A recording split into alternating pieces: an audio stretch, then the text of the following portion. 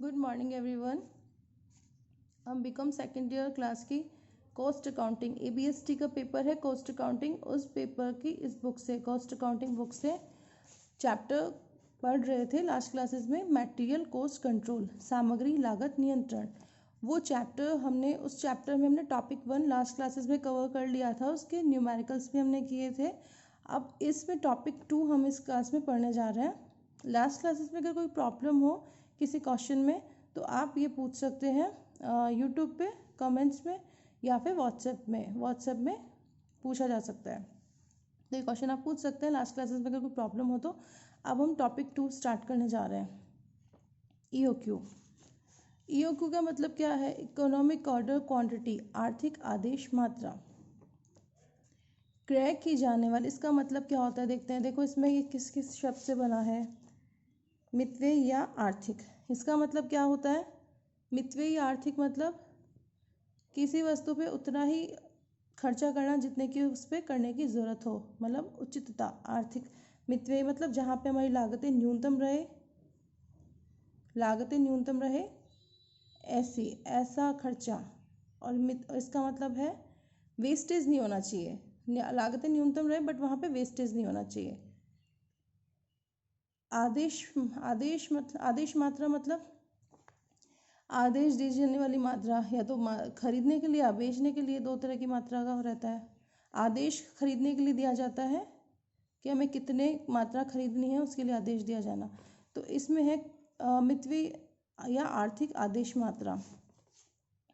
क्रय की जाने वाली सामग्री की वह मात्रा जहाँ पर न्यूनतम व्यय हो, मतलब हम इतनी मात्रा का आदेश दे रहे हैं, इतनी मात्रा खरीदने हैं, जहाँ पर इस मात्रा को आदेश देने पर जहाँ पर जो भी खर्चे आते हैं, जो भी व्यय होते हैं, वो सब क्या है?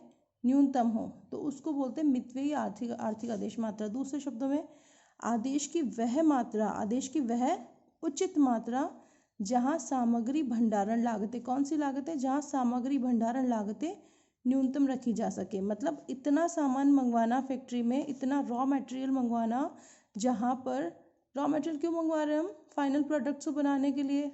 मानते हैं हमारा शर्ट बनाने का फैक्ट्री है तो उसके लिए हम क्या कपड़ा बटन ये सब मंगवाएंगे। तो कपड़ा बटन ये सब क्या हुआ? रॉ मटेरियल हुआ। और हम शर्ट बनाएंगे तो वो क्या हुआ? हमारा फाइनल प्रोडक्ट हुआ।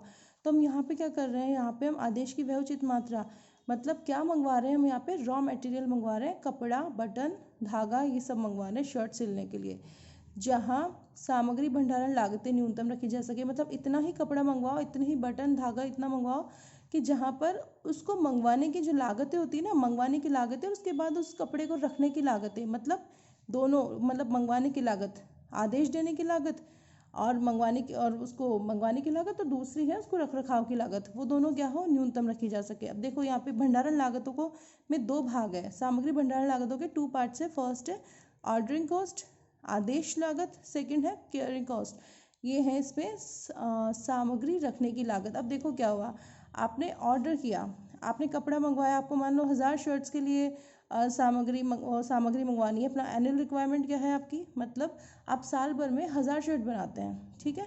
तो 1000 शर्ट बनाएंगे अगर अपन साल भर में, तो उसको मंगवाना पड़ेगा कपड़ा धागा और जो भी बटन वगैरह जो भी चीज़ें मंगवाई जाती है। तो उसको मंगवाने के लिए जो भी आदेश दिए जाएंगे, चाहे बाय कॉल बाय मेल जैसे भी दिया जाए, तो उसके लिए भी एक लागत आती है, उसका भी खर्चा होता है। ऑर्डर देने का, फ़ोन करोगे तो फ़ोन कॉल्स का एक्सपेंसेस, जो भी मेल के लिए मेल से करोगे तो इंटरनेट का एक्सपेंसेस, जो भी है बहुत सारे, कंप्यूटर के थ्रू भेजोगे जैसे भी, और अगर पोस्टेज के थ्रू भेजते हो, लेटर के थ्रू भेजते हो, तो उसका जो भी हमारा पोस्ट एक्सपेंसेस आ रहा है वो सब, स्टेशनरी का खर्चा, वो सब आदेश देने की लागत यहाँ पे हमारी आती है। मतलब हम क्या करते हैं, जब भी हम कच्ची सामग्री मंगवाते हैं उसके लिए आदेश देते हैं, तो आदेश देने पर भी हमारा कुछ खर्चा होता है, उसको बोलते हैं आदेश देने की लागत, ऑर्डरिंग कॉस्ट। दूसरी चीज़, हमने आदेश तो दे दिया सामान मंगवाने के लिए, और वो सामान भी क्या हुआ? हमारे पास फैक्ट्री में आ गया। अब वो सामान जब आ गया तो सामग्री रखने की लागत। अब सामग्री को हमको रखना भी तो पड़ेगा, रख रखाव भी करना पड़ेगा। सामग्री रख रखाव कैसे? आपको एक पूरा गोडाउन है वो हायर करना पड़ेगा, तो उसका रेंट चार्जेस, उसका किराया आपका जाएगा। आपको जो सामान रखा है उसका इंश्योरेंस भी करवाना पड़ेगा, तो वो इंश्योरेंस बीमा वे आपके जाएंगे। उसी तरह से आपके कोई टैक्सेस वगैरह है, बहुत सारे खर्चे एक्सेट्रा एक्सेट्रा, तो वो सब यहाँ पे कैरिंग कॉस्ट में इंक्लूड होंगे, जो कि सामान को गोदाम में रख रखाव के लिए, गोदाम में रखने के लिए और उस रख रखाव के लिए लगाए जाते हैं। तो ये क्या होगा, कैरिंग कॉस्ट आ जाएगी। तो ये दो तरह की लागतें होती है, सामग्री भंडारण लागतें कहलाती है। तो ये दोनों लागतें न्यूनतम हो ऐसी खरीद, इस हिसाब से जो हम सामग्री की मात्रा खरीदते हैं, जो उचित मात्रा खरीदते हैं, उसी को हम क्या बोलते हैं, EOQ, आर्थिक आदेश मात्रा, इकोनॉमिक ऑर्डर क्वांटिटी। अब इसका फॉर्मूला क्या है, हम EOQ कैसे डिसाइड करेंगे, हमको पता कैसे चलेगा कि कहाँ पे दोनों लागतें न्यूनतम आएगी और कौन सी हमारी जो मात्रा है खरीदी जाने की वो उचित कहलाएगी। तो इसके लिए क्या हुआ, EOQ का फॉर्मूला है, आर्थिक आदेश मात्रा का फॉर्मूला है। इसको इकोनॉमिक ऑर्डर क्वांटिटी को शॉर्ट में EOQ बोलते हैं। तो यहाँ पे EOQ हुआ। इसका फॉर्मूला क्या है, 2RO divided by C root. अब देखो इसका R का मतलब क्या है, एनुअल रिक्वायरमेंट या एनुअल यूजेस। इसमें इसका मतलब क्या हुआ कि हमारा साल भर में हमको कितनी कच्ची सामग्री की रिक्वायरमेंट है। हमको 1000 शर्ट बनानी, तो 1000 शर्ट के लिए हमको 4000 5000 मीटर जो भी है उतने कपड़े की रिक्वायरमेंट है। तो ये हमारी होगी एनुअल रिक्वायरमेंट।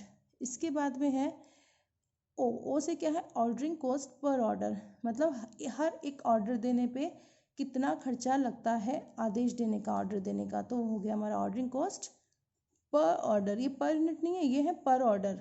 एक बार कॉल करोगे तो एक बार के आपके लग गए 5 रुपये, ठीक है। तो और एक बार आपने कोई पोस्टेज वगैरह मतलब बाय पोस्ट आपने भेजा आदेश किसी वेंडर को, तो बाय पोस्ट आपने भेजा तो उसका जो भी 30-40 रुपये जो भी लगते हैं वो आपका लग गया ऑर्डरिंग कॉस्ट। बाय मेल या बाय क्या बोलते हैं, बाय मेल या जैसे भी भेजते हो आप, इंटरनेट के थ्रू भेजते हो, तो उसके भी जो चार्जेस आ रहे हैं पर ऑर्डर वो यहाँ पे हो जाएंगे। सी का क्या होगा यहाँ पे, average carrying cost per unit per annum. अब इसमें देखो क्या चीज़ है, एक तो ये average carrying cost per unit per annum. इन वर्ड्स को ध्यान रखना, एग्जाम में क्वेश्चन करते टाइम पे इन्हीं वर्ड्स को ध्यान रखना आप। Average carrying cost per unit per annum, इनको ध्यान रखना है, दोनों तीनों वर्ड्स को। ये आगे क्वेश्चन में कोई ना कोई प्रॉब्लम क्रिएट करेंगे, हम क्वेश्चंस करेंगे तब पता चलेगा इनके क्या इंपॉर्टेंस है। Average carrying cost per unit per annum. अब देखो इसमें प्रत्येक इकाई पर कितनी कैरिंग कॉस्ट लगेगी, मतलब रख रखाव की लागत लगेगी, और दूसरी है पर एनम, मतलब प्रतिवर्ष कितनी लगेगी। इसका मतलब होता है प्रति इकाई प्रति वर्ष रख रखाव की लागत। ये हो गया इसका हिंदी में इसका मतलब, सी का मतलब। और इसका मतलब क्या होगा, आदेश देने की प्रति आदेश लागत आदेश देने की। और ये हो गया हमारा, इसका मतलब हो गया हमारा वार्षिक प्रयोग या उपभोग प्रयोग, वार्षिक प्रयोग या आवश्यक मात्रा, ये सब हो गया इसका हिंदी में। ये हो गया हमारा सेकंड टॉपिक की थ्योरी एंड फार्मूला, और इसका जो भी कॉन्सेप्ट है वो समझा दिया गया है। अब इसमें देखो एक क्वेश्चन ये भी आ जाए, क्वेश्चन मतलब इसमें एक एडिशनल पॉइंट सी भी रहते हैं किसी क्वेश्चन में। इसमें देखो क्या है, नंबर ऑफ ऑर्डर्स। अगर आपके पास में मान लो ये सब इन्फॉर्मेशन हो, तो आप नंबर ऑफ ऑर्डर्स कैसे कैलकुलेट करोगे, annual uses divided by EOQ, ठीक है।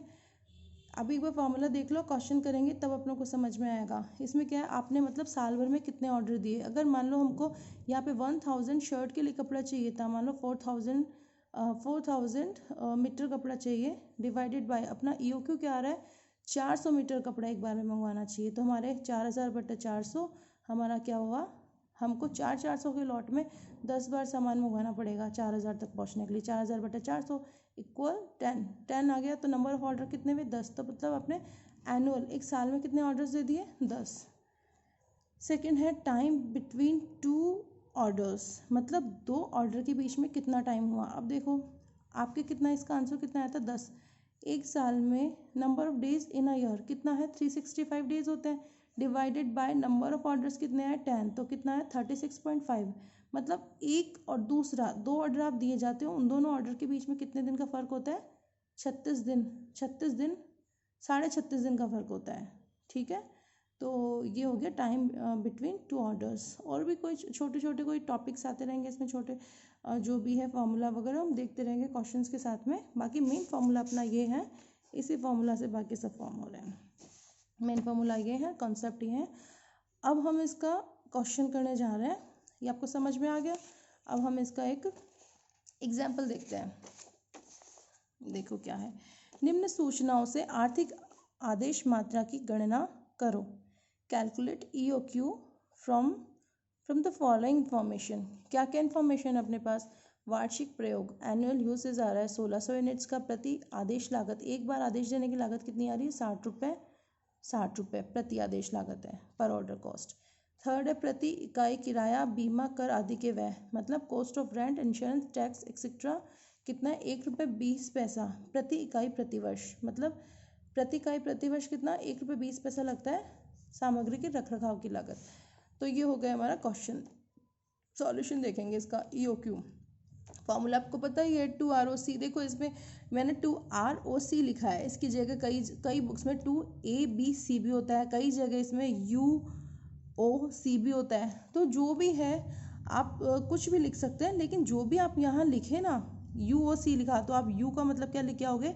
Annual usage. जो भी आप यहाँ पे ABC अगर ABC यूज़ करते हो तो ABC का मतलब ये पूरा डिटेल में लिख के आना, तभी उसको एग्जामिनर को समझ में आएगा कि आपने किस वर्ड का, किस लेटर को क्या माना है। अब हम ROC का करके चल रहे हैं। ROC तो R का मतलब क्या है? एनुअल यूजेस और एनुअल रिक्वायरमेंट, ये आपको बता दिया था। O का मतलब ऑर्डरिंग कॉस्ट पर ऑर्डर, मतलब प्रति आदेश देने की लागत कितना? प्रति आदेश। थर्ड अपना रखरखाव की लागत प्रति इकाई प्रति वर्ष, 1 रुपये 20 पैसे। ये अपनी हो गई पूरी इन्फॉर्मेशन। अब इन्फॉर्मेशन हो गई, क्वेश्चन से निकाली हमने। देखो एनुअल यूजेस कितना आ रहा था इसमें? 1600 यूनिट। एनुअल यूजेस अपना आ रहा है 1600 यूनिट, 1600 इकाइयाँ। अब देखो ऑर्डरिंग कॉस्ट पर ऑर्डर कितना दिया हुआ है? 60 रुपये, तो ये अपना आ गया 60 रुपये। अब प्रति इकाई किराया, कर आदि के व्यय कितना है? 1 रुपये 20 पैसा प्रति इकाई प्रति। ये देखो इसमें डायरेक्ट दिया हुआ है 1 रुपये 20 पैसा। कई जगह क्या होता है, कई क्वेश्चन में ये आता है 10%। तो 10% किसका लेना होता है हमको? परचेज कॉस्ट का, मतलब क्रय मूल्य का। उस केस में क्रय मूल्य दिया हुआ रहेगा, मैं ऐसा क्वेश्चन आएगा ना तब उसमें नोट में लिखवा दूंगी। लेकिन आप ध्यान रखना, जैसा बोला जाए क्वेश्चन में वैसा करना है। यहाँ पे सिर्फ 1 रुपये 20 पैसा दिया हुआ था तो हमने यहाँ पे यूज़ कर लिया है। और कौन सा था? पर यूनिट पर एनम। ये पर एनम है और ये भी पर एनम है, तो यहाँ पे दोनों पर एनम चल जाएगा। लेकिन अगर ये पर मंथ होता तो यहाँ पे ये भी पर मंथ होता। इस तरह से हमको करके चलना पड़ता। इसको हम एनुअल में कन्वर्ट करते हैं, इसको भी इसी तरह से कन्वर्ट, मतलब दोनों सेम उसमें होना चाहिए, सेम फॉर्म में होना चाहिए दोनों। और क्या है यहाँ पे? 1 रुपये 20 पैसे दिया हुआ है, सिर्फ 10% होता है यहाँ पे, ओनली 10%, या 10% of purchase price, 5% of purchase price, कुछ भी दिया होता, मतलब 10% क्रय मूल्य का। तो हम क्या, इस क्वेश्चन में हमको परचेज मूल्य भी दिया होता, उस परचेज मूल्य का, जैसे 10 रुपये परचेज वो दिया हुआ है, परचेज कॉस्ट क्रय मूल्य दिया हुआ है, तो क्रय मूल्य 10 रुपये दिया होता है, उसका 10% करके हम निकालते 1 रुपये। तो क्या आता? प्रति इकाई ये जो आती cost of rent and insurance taxes, वो आता हमारा 1 रुपये। और यहाँ पे C क्या हो जाती है? 1 रुपये। लेकिन हमारे पास यहाँ पे क्लियरली बोला हुआ है 1 रुपये 20 पैसे। आगे क्वेश्चंस में आएगा, उसमें नोट लिखवा दूंगी मैं। अभी आपको सिर्फ इतना ध्यान देना है, 1600 तो क्या हो गया? R। O कितना हो गया? O हो गया अपना 60 रुपये और C हो गया अपना 1 रुपये 20 पैसे। अब देखो इसको क्वेश्चन को करो कैसे। 2R कितना? R यहाँ पे लिखा हुआ है 1600 यूनिट, ये हो गया 1600। O कितना आ रहा है? 60 रुपये। 60 डिवाइडेड बाय ये कितना आ रहा है? 1.20। 1.20, इसको अंडर रूट करो। कैलकुलेटर लेना, कैलकुलेटर में कैलकुलेट करना है इसको। ये आ जाएगा 400 यूनिट्स। 400 यूनिट्स कैसे करोगे कैलकुलेटर में इन तीनों को मल्टीप्लाई कर देना, ठीक है। मल्टीप्लाई करके इसका भाग दे देना। इसका ये सब सॉल्व किए बाद में, इनको मल्टीप्लाई करके इसका भाग दिए बाद में, सबको सॉल्व किए बाद में जो भी आंसर आएगा उस पर क्या करना है? रूट का साइन हमको प्रेस कर देना है। तो क्या आ जाएगा हमारे पास? 400 यूनिट आ जाएगी। अगर कैलकुलेटर यूज़ करने में प्रॉब्लम आ रही है, आप व्हाट्सएप पे बोल सकते हैं या फिर यूट्यूब पे कमेंट्स में बोल सकते हैं, आपको ये सिखा दिया जाएगा नेक्स्ट क्लास में, जो भी कोई कैलकुलेशन में प्रॉब्लम आ रही हो तो किसी को। ये हो गया हमारा ये क्वेश्चन कंप्लीट, आप ही नोट कर सकते हैं। बाकी व्हाट्सएप पे मैं भेज दूँगी इसके जो भी है नोट्स। ये तो है क्वेश्चन, इसको पॉज करके लिख लेना आप।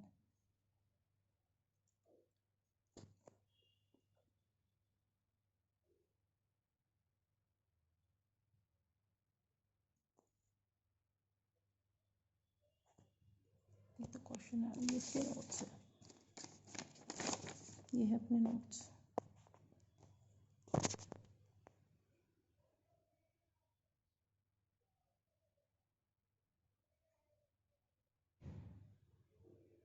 Thank you. इसको पॉज करके लिख सकते हैं आप। Thank you.